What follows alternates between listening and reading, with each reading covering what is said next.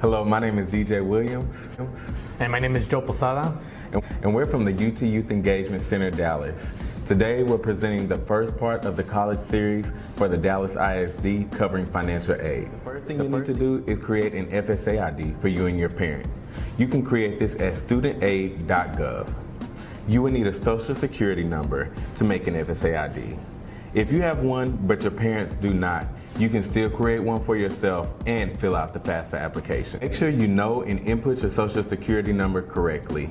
And also remember, if only you have a social security number, it is okay. Now you'll have to have your 2020 taxes with you.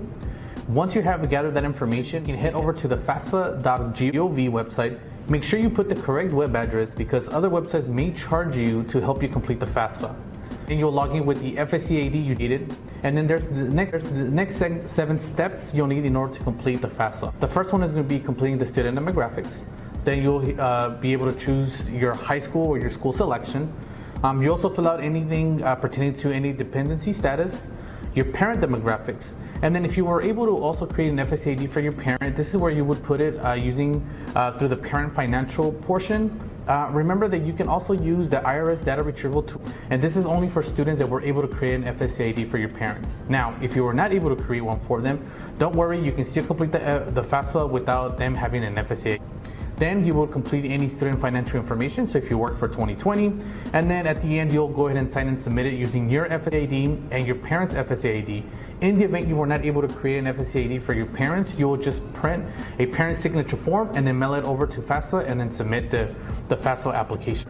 Make sure you create a safe key that is easy to remember in order to log back in if you cannot finish it in one setting. Now, for students completing the FAFSA application, you'll need to gather a couple of documents. First, you'll need to make sure that you have your date of birth for you and your parents, your family 2020 tax returns, your tax transcripts, and then in the event that your parents did not file taxes for 2020, you will need the following: a written statement if you were not required to file taxes for 2020, and a copy of their W-2s.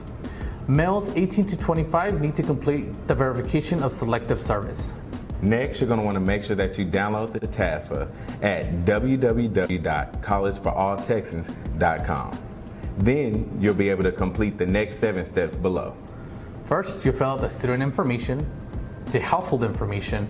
You also need to submit any additional information pertaining to your household, income and assets, total family income, statement of selective service registration status for students who identify as male at birth, and then also submitting signatures for you and your parents. After you complete that, you'll want to send off the TASFA for each school. Make sure that you're in contact with the financial aid office to ensure that they've received all of your TASFA documents.